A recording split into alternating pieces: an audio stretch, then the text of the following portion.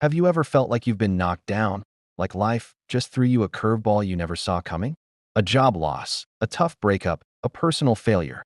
We've all been there. It feels like hitting a wall, and the easy thing to do is just stay down. But what if I told you that within each of us is an incredible, almost superpower-like ability to not just get back up, but to bounce back even stronger than before? That's what we're talking about today, the psychology of resilience. So what exactly is resilience? It's often mistaken for just being tough or bottling up your emotions. But true resilience is much more nuanced and powerful. It's the psychological capacity to adapt well to adversity, trauma, tragedy, threats, or significant sources of stress. It's not about avoiding hardship, it's about navigating through it. Think of it like a bamboo tree in a storm. It bends, it sways, it might even touch the ground, but it doesn't break. When the storm passes, it stands tall again, perhaps even more flexible and robust because of the winds it endured. That's resilience in action. Let's break down the core components that build this psychological strength. The first pillar is having a positive, yet realistic, outlook. This isn't about toxic positivity or pretending everything is fine when it isn't. It's about accepting that setbacks are a part of life, but also believing in your ability to handle them. Resilient people have what psychologists call an internal locus of control. They believe that they are in the driver's seat of their lives, not just passive passengers. When something bad happens, they don't see themselves as helpless victims. Instead, they ask, okay, this happened. What can I control? What can I do next? This mindset shift from, why is this happening to me, to what can I do about this, is absolutely game-changing. It empowers you to take action, no matter how small the first step might be. The second key ingredient is strong social connections. We are wired for connection. During tough times, having a support system, friends, family, a mentor, or even a support group, is invaluable. These relationships provide emotional support, offer different perspectives, and remind us that we're not alone in our struggles. It's not a sign of weakness to lean on others. It's a sign of strength and self-awareness. Sharing your vulnerability with someone you trust can lift a massive weight off your shoulders and give you the clarity and courage to move forward. Think about it.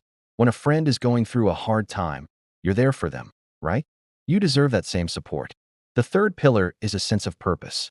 Having a why can help you endure almost any how. This purpose doesn't have to be some grand, world-changing mission.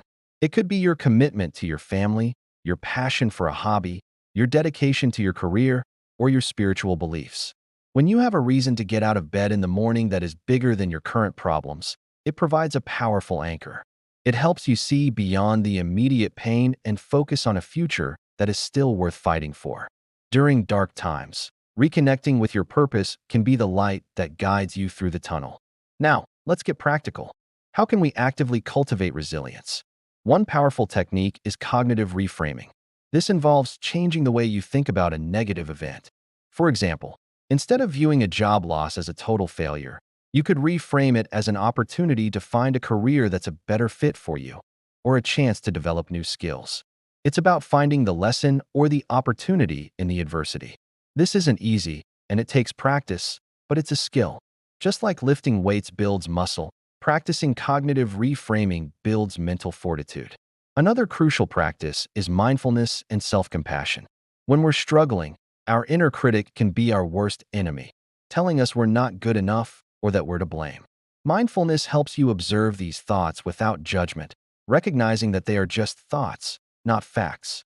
And self-compassion is about treating yourself with the same kindness and understanding you would offer a good friend. Instead of beating yourself up, you say, "This is really hard right now, and it's okay to feel this way." This compassionate approach reduces stress and allows you to access your inner resources for problem solving. Finally, embrace the idea of post-traumatic growth.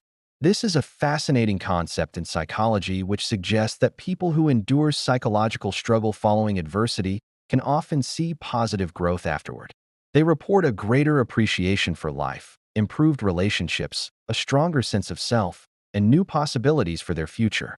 The struggle itself becomes a catalyst for profound positive change. The setback doesn't just get you back to where you were, it propels you forward.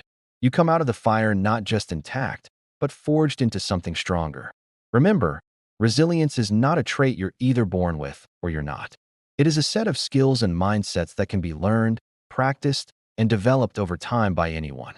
It's a journey, not a destination.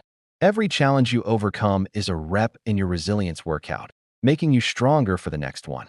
It's about learning to bend without breaking and using the force of the setback to spring back even higher. Now I want to hear from you. The stories in this community are so powerful. Comment one way you've bounced back from a tough time. Your story could be the spark of hope that someone else needs to see today. Sharing our experiences of resilience is one of the best ways we can support each other. Thank you so much for spending this time with me today.